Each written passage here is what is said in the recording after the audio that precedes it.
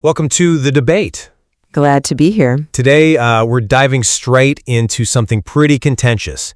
It's arising from the source material we looked at, this official call from the German Federal Office of Civil Protection and Disaster Assistance, the BBK. They're asking citizens to prepare emergency supplies, enough for at least 3 days, preferably 10. Yes. A recommendation that certainly stirred things up. Exactly. And it's being framed by many, including in our source material, not as just, routine preparedness advice, but as something, well, much more cynical. The source calls it a grotesque staging. A strong phrase. It is. So the central question we really need to tackle is this. Is this government appeal for people to look after themselves a necessary pragmatic step given, increasing global instability?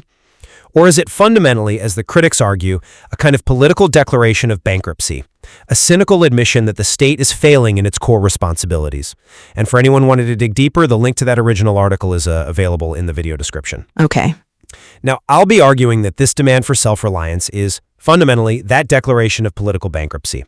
And it's coming from the very people, the institutions that are, let's say, the causers of the crisis. It feels like an act of institutional deflection. And, I'll be taking a slightly different angle. While I absolutely acknowledge the, let's call it moral compromise and the institutional toxicity surrounding this advisory, I still maintain that the core advice itself, the preparedness part, it remains sensible. It's a necessary, pragmatic response to the fragilities that, they demonstrably exist, regardless of how questionable the messenger might be. Okay, let's unpack that critique from the source material first. The core thesis, as I read it, is this.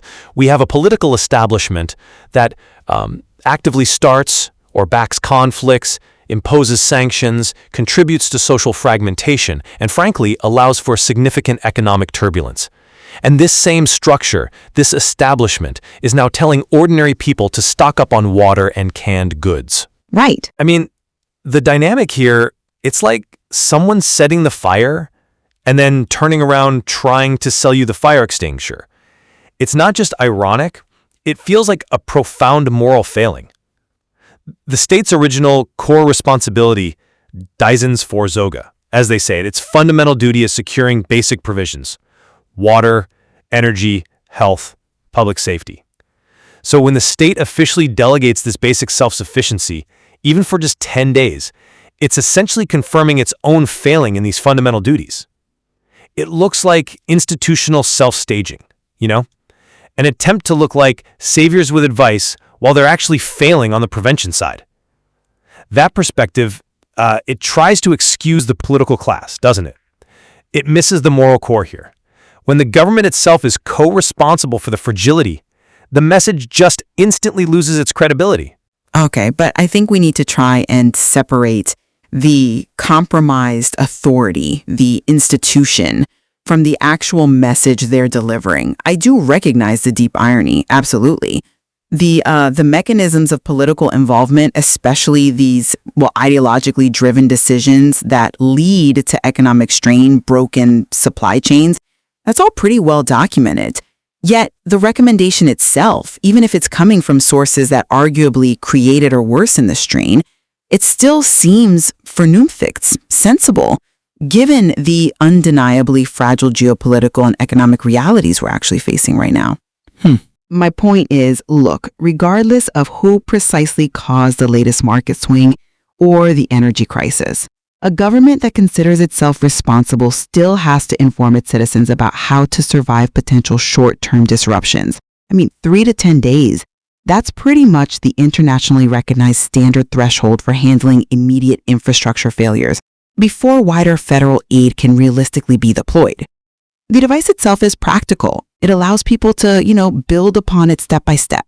There's a helpful, vital element there, I think, independent of whatever questionable motivations the government might have. I'm just not convinced by that line of reasoning because it seems to fundamentally divorce causality from responsibility. And that's the central political indictment here, isn't it? The source material argues very strongly that specific, ideologically driven decisions and economic experiments, those aren't just incidental factors. They are actively sharpening and, in some cases, causing the very crises that make this warning necessary. So the unspoken message, the subtext to the citizen, feels fundamentally dishonest. It's like saying, yeah, we implemented the policies that kind of broke the system, but now you need to take on the liability for your own basic supply security. In that context, the call to stock up, it feels like little more than institutional deflection. That's a compelling point about political accountability, certainly. But have you considered just how difficult it is to assign sort of blanket causality in today's highly interdependent global economy? Yes, specific political decisions, sanctions, involvement in conflicts, they undeniably amplify risk. But can we really claim that every resulting failure in these incredibly complex systems, global supply chain breaks, fluctuating energy dependence, is solely the fault of one specific set of domestic political actors? The guidance from the BBK arguably is addressing consequences that are now real, present dangers. If we hold the warning hostage to the question of its political origins, don't we risk ignoring a palpable, objective threat?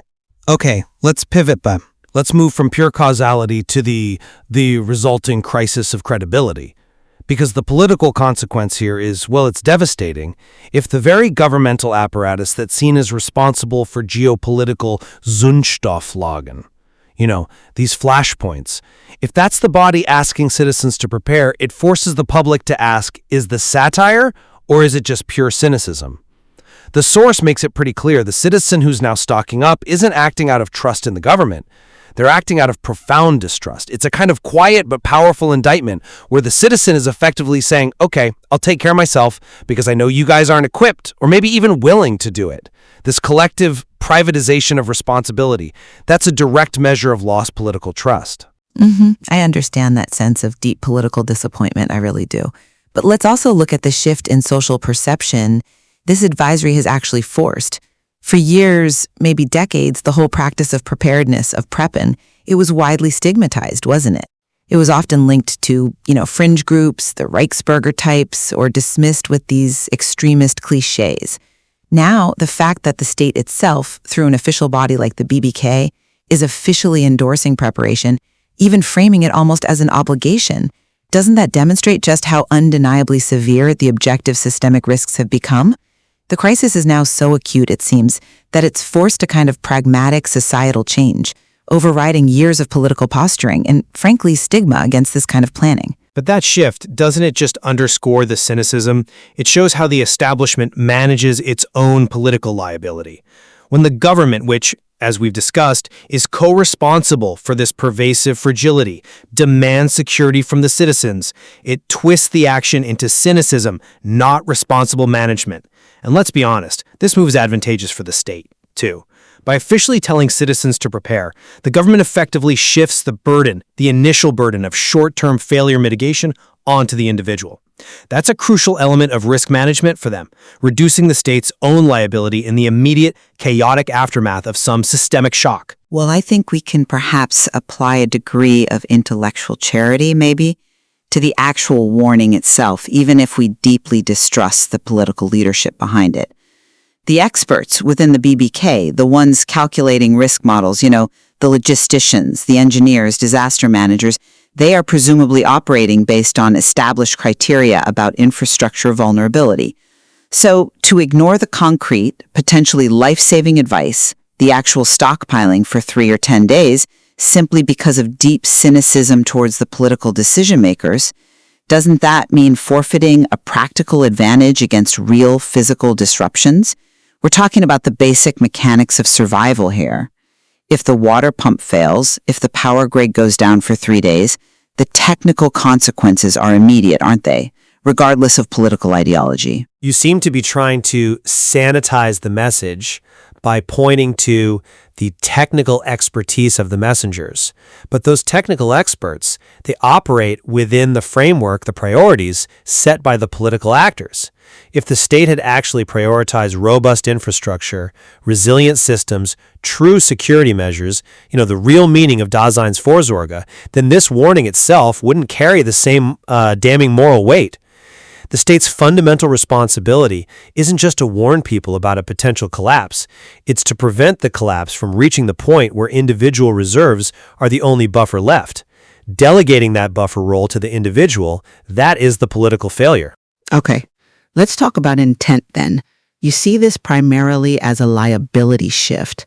I might view it perhaps more charitably as a kind of forced realization that systemic complexity has simply outpaced the state's capacity for immediate centralized rescue operations. Maybe this advisory is a tacit recognition of global interdependence and its fragility. The reality today might be that localized shocks, supply chain disruptions, extreme weather, cyber attacks, they can potentially take down critical infrastructure faster than centralized bureaucracies can mobilize national reserves. Those 3-day and 10-day thresholds, they're likely based on the logistical reality, the sheer time it takes to mobilize federal or even military resources to distribute essentials to millions of people. It could be a pragmatic calculation, not necessarily just a cynical political performance. The political performance, though, is unavoidable, isn't it? The source material strongly highlights how the state's self-staging, presenting itself as a savior with advice, allows it to kind of exploit the consequences of its own actions or inactions. By issuing the warning, they create a visible action. It gives the impression of management, of control, and maybe distracts from the deeper systemic failures in foreign policy, economic planning, infrastructure investment that actually necessitated the advisory in the first place. It feels like crisis management turned into a political spectacle. A spectacle with practical advice embedded, perhaps? Perhaps. So, in summarizing my position, I have to re-emphasize this act of delegating the core state function of Daseinvorsorge back onto the citizen. It represents a profound political and, I would argue, moral failure. The central consequence here isn't just the physical risk people face, but the absolutely devastating loss of government credibility.